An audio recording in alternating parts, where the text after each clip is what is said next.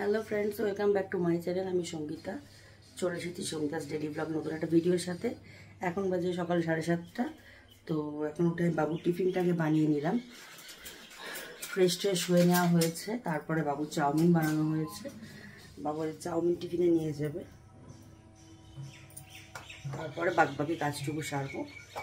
তোমরা দেখতে পাবো সারাদিন আজকে ব্লগটা। সবাইকে গুড মর্নিং।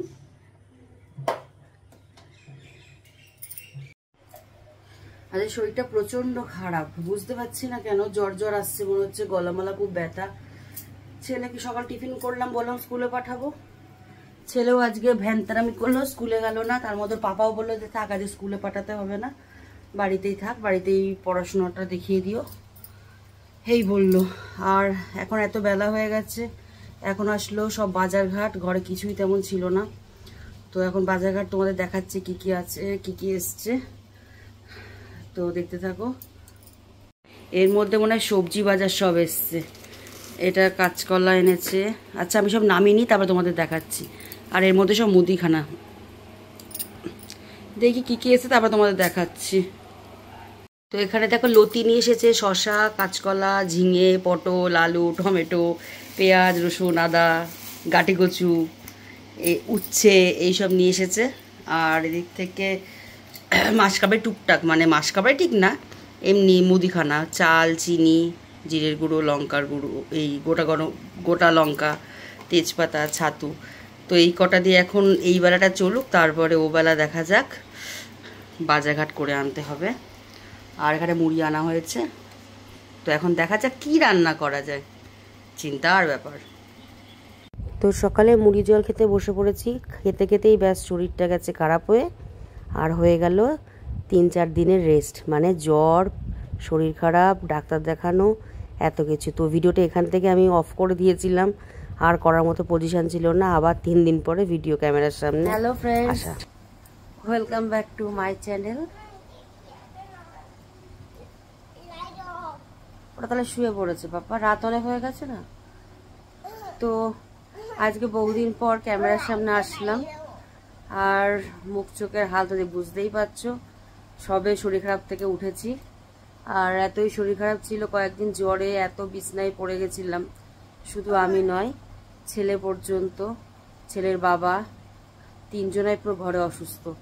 আর এখন ঘরে শুধু ওষুধের ফ্যাক্টরি আমাদের।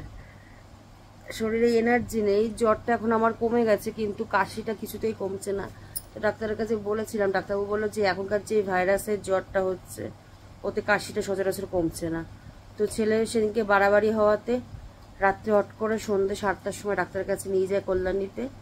আসতে 10:30 বেজে গেছে। ছেলে এখন একটু ঠিক আছে, কিন্তু ছেলেরও কাশি।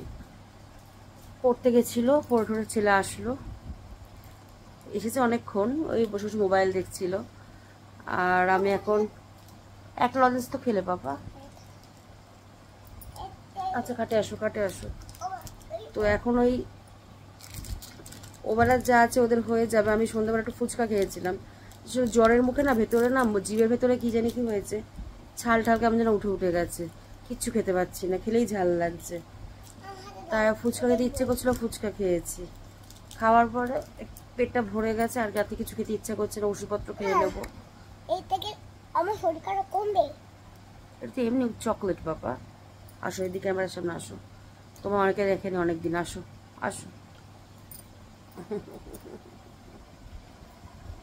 আমার ছেলেটাও শরীর খারাপ গো, এরকম করে না, লজেন্সটাম করে না, আমার ছেলেটারও শরীর খারাপ গো।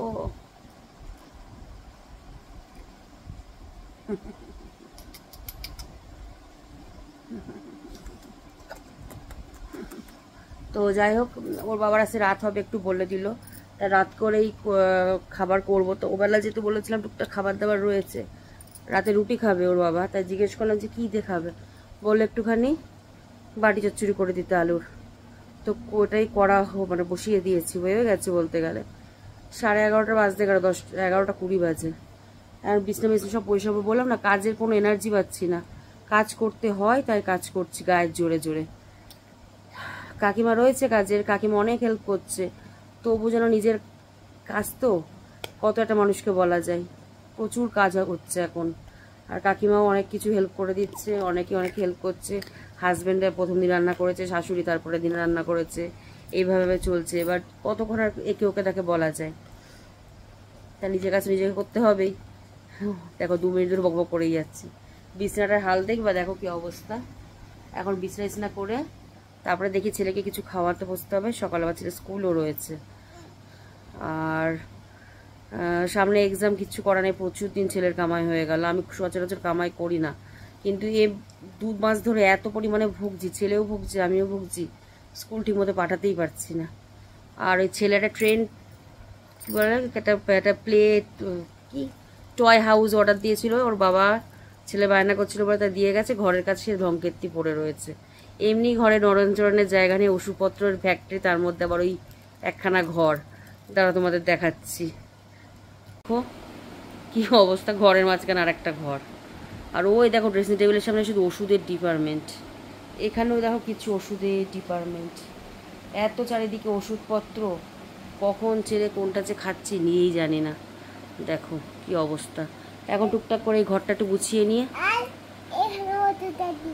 হ্যাঁ বাবা বলছে কি ঘরটার কি অবস্থা, এত চারিদিকে নোংরা চোংরা। আলাম দাঁড়াও গোছাবো, শরীরে এনার্জি না থাকলে কি করব। সারাদিন কাজের পরে যখন শুতে আছি দুপুরবেলা, আর বিকালবেলা ঘুম ভাঙছে না, ঠেলে গুতিয়ে উঠতে হচ্ছে। তো যাই হোক, চলো দেখাই তোমাদের কি কি করতে পারি না করতে পারি এইটুকু টাইমের মধ্যে। ওর বাবার সাথে 12:30 বাজবে বললো, 1 ঘন্টার মধ্যে দেখি কতটুকু কাজ সারা যায়, এটাই। খুব বাটির মধ্যে বাটি চচ্চড়িটা করছি, কালো জিরে লবণ হলুদ লঙ্কা দিয়ে করছি। এটা ফুটে গেছে, মানে একটু হবে, তারপরে নামিয়ে দেবো, গ্যাসটা একটু কমিয়ে দিই। কি পাপা বলো? মুড়ি জল? এখন মুড়ি জল? ভাত খেয়ে নাও। এখানে ছেলের সব ওষুধপত্র নিয়ে বসলাম, ছেলেকে ওষুধপত্রগুলো খাইয়ে দিয়ে নিজে ওষুধপত্র খেয়ে তারপরে একটু শুয়ে পড়বো, মানে ঘুমাবো। তো ভিডিওটা আমি এখানেই শেষ করছি, জাস্ট ক্যামেরার সামনে একটু আসা, তোমাদের সাথে অনেকদিন কথাবার্তা হয় না তাই জন্যে। তো সবাইকে গুড নাইট।